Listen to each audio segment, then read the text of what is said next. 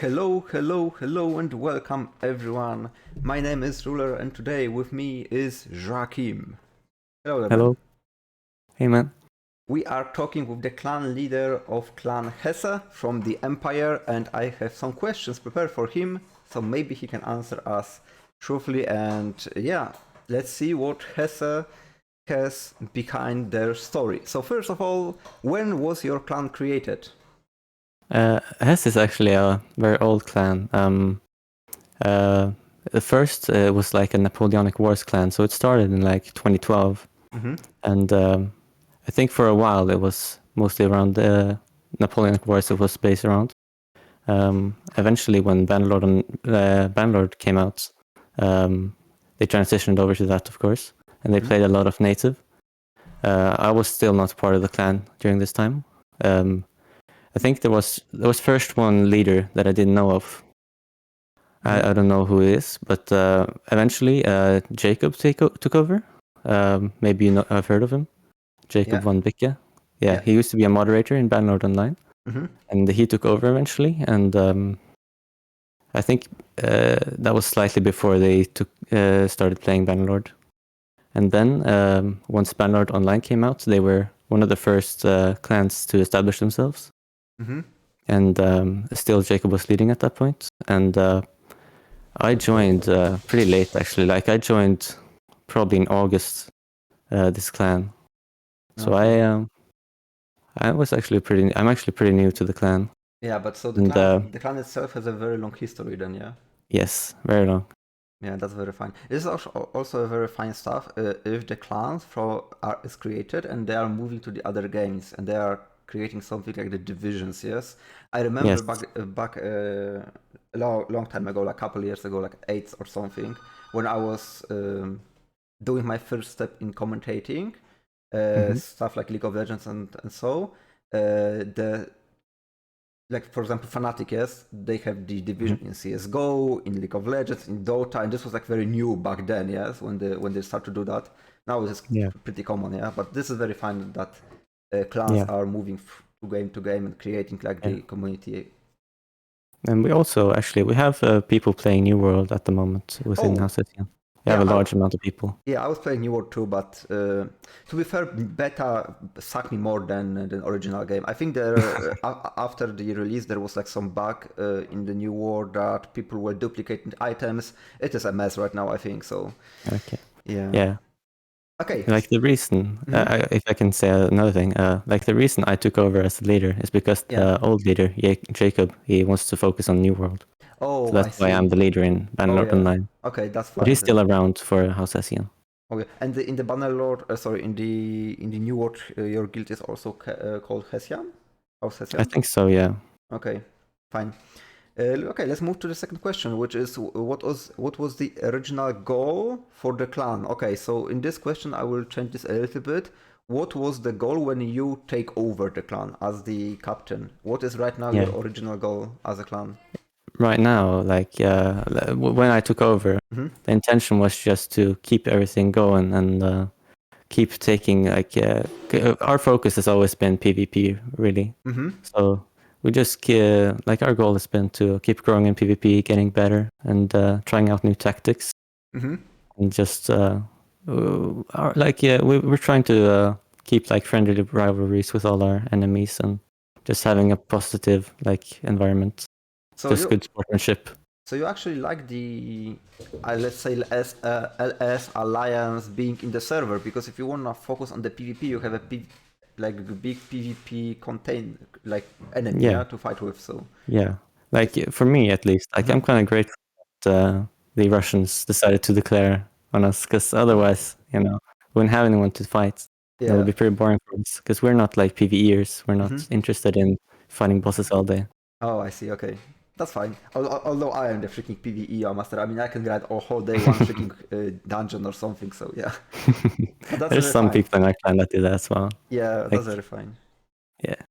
Okay, so first big war that you remember while you were in the Hesse clan, not like the general, but overall when you joined the Hesse, first big war, and And who won this war? The biggest war, like in the early times, was against SGM during the Wildlands era, when the Khans Guard were really dominant. Okay. That was a really rough time for us because the enemy had amassed a lot of Khans Guard, but we had like none of them, and they were extremely dominant in the meta at that point. So I would say like we didn't crumble after it, but we were definitely not winning it, to say it the least. Yeah, I actually heard that story a lot of time when the LS Alliance came into the server also. A lot of clans were beaten by the meta picks as the Kuzai Heavy Horse Archer, the Kuzai Guards, I think back then, even with the Glaives, and with the Aserai Mameluke, yeah.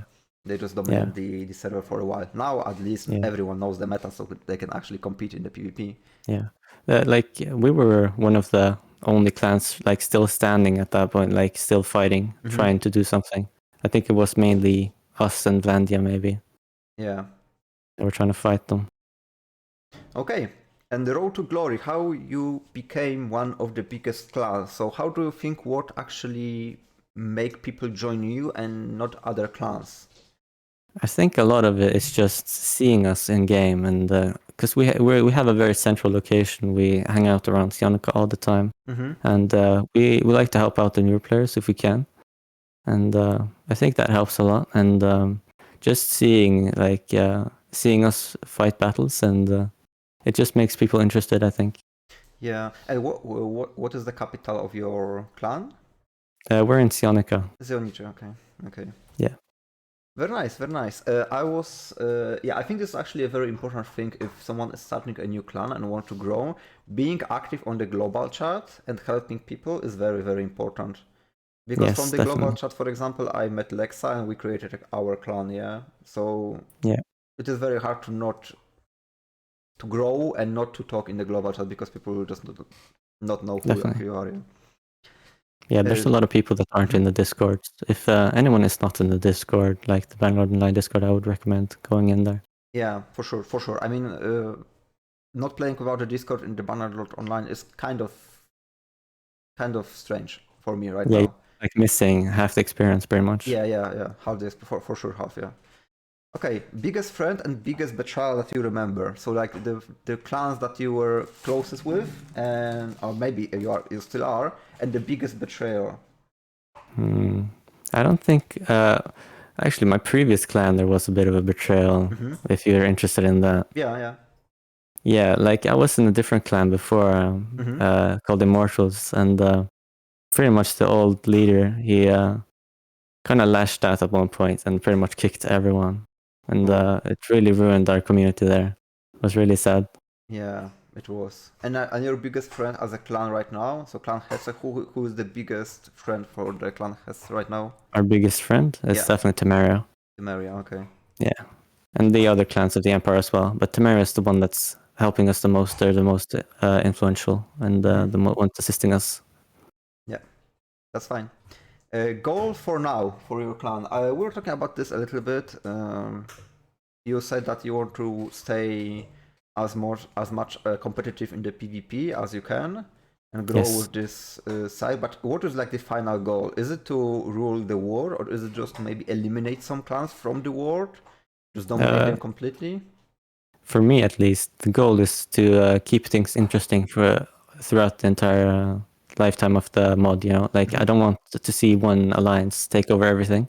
I'd like to see like at least two different sides. Even better if there were more factions that are able to compete with each other. Yeah. Like the more the merrier, and I just want there to be kind of chaos, you know. I want there to be things happening all the time. Yeah, so basically the goal is just to keep the game going, basically. Yeah, don't just strictly dominate the world. Everyone leaves and you are there alone. Yeah, on the server for your own. Yeah, that's very, very fun. Current political situation for you, how this is looking? How many wars you have? Let's talk maybe not about the clans, but let's talk about the culture, because it is easier to say, for example, you have not the best political situation, for example, with the Studia. I am just making it up, yes, but it will be much better because saying, for example, House Holbjorn or saying, I don't know, CDT is just one clan, but we can talk about whole region, yes? So Yeah. what is your current political situation? Who is your enemy? Who is close to be your ally right now? Yeah. Currently, we're in the coalition. I think we've renamed ourselves the United Clans of Caredia. I think we renamed ourselves. It's with the Vlandian Sturgeons, the Crusades, and the rest of the guys in the Empire. Everyone that's against the RS, LS, NR, DP guys, you know. Okay, a battalion one? Yeah, Battalions are in there as well. Okay. So basically And whole war against the LS right now, yes? Basically. Yeah, and within the coalition, there's some that are closer. Of course, we're closest with the ones that are in the Empire, or we're close with DA that recently renamed themselves to Kingdom of France, and we're close to Vandians, and we're getting actually quite close to the Sturgeons as well. Yeah, I'm asking you that because one time I was talking with some of the battalion leaders, and they said that, for example, sometimes they were raided by the Sturgia as something like the RP raid, as the Sturgeon, as the Vikings, they were raiding their lands, for example, and stuff. So this is why I'm asking you if you have any political tension between the clans, not counting LS, of course, yes? There's a little bit of tension within the coalition about some clans not contributing as much, but I think I don't want to slander anyone, so maybe I shouldn't say too much about it. Yeah. Okay. Can LS be stopped? Sure, but I think they're so tenacious that I think they probably will never stop playing, and I think that's good personally. Yeah, I mean, people always ask me in this stream about the LS and how to stop them and if they will win or they will lose. I think the alliance has have one problem. They are quite outnumbered. Yes. Yeah, well, actually, I think the numbers, like the raw numbers, are actually probably in the coalition's favor. It's just that coalition, we have a lot of newer players, and they're all spread out between different clans, and the cohesion within the coalition is not as good as within the Russian side. Yeah, I mean, yeah. I cannot stop myself by saying one thing. I'm always saying this sentence, but it is such a good sentence here, so I will use this here again. I always say this on the stream. I remember from the Games of Thrones, there was a talk between King Robert and the Cersei, and they are talking about the attack, yes, that can happen in the future. And Robert is saying this way: what is bigger, one army or 5 armies? Yes, I mean this is quite obvious. 5 armies should be bigger than 1, yeah. But the problem is that one army under one leader or like couple of leaders, like united and experienced, is much better than 5 scattered army or in this situation clans with new players without big organization. This one big force can be much more deadlier than even much more people, but on the other side of the conflict when they are scattered, as you say, new players don't really know how to play. Very often they are containing random troops that are not very good in the PvP. Yep. Lacks experience in PvP, getting one-shotted in the beginning of the battle, and all of this is very, very hard, to actually stop LS, even with the number advantage, yeah? Yeah, I'd definitely say that's the situation right now. Yeah, that's very accurate. So, we have new patch. New big patch. I'm talking about the North patch. How do you think about the patch? I know you are more right now I know you are more the PvP than PvE. But is this correct approach from the devs? And I'm not only saying about adding new places and new bosses, because for me this is always fine, but in the snow you cannot use cavalry. I think devs right now are trying to create some kind of situation where they can look how players will react and how meta will change on the north without the horses. I think this is an experiment from the devs right now. Yeah. And how do you think about that? I think it's good that they're experimenting. There's a lot of people that have been asking for foot combat only, and I think it's very good that they're giving it to them.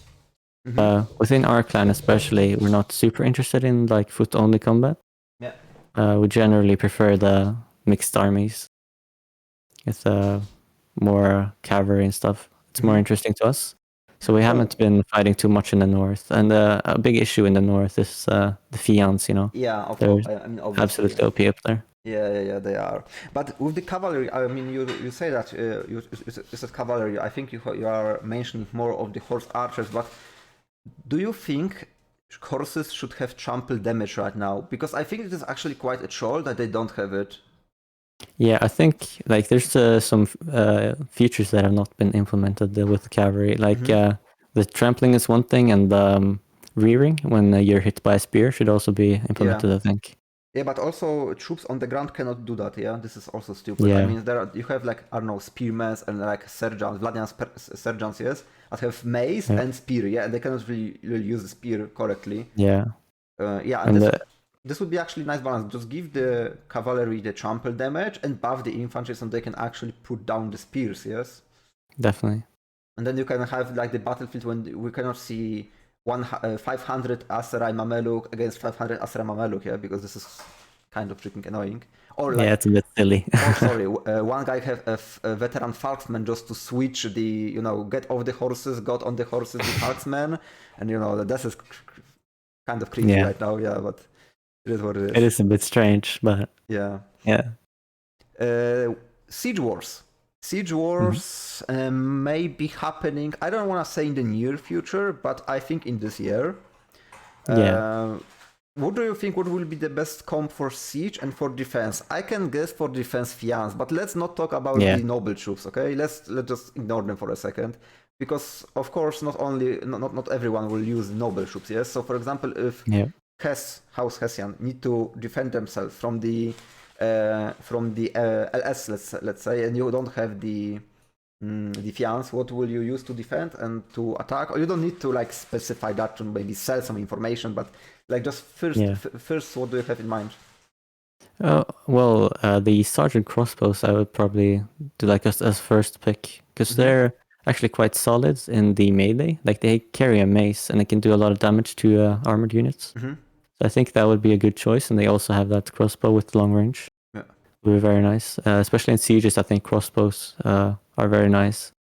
They last for a long time and they do a lot of damage and they have long range. Yeah, they also have much better accuracy, than the bows. Yeah.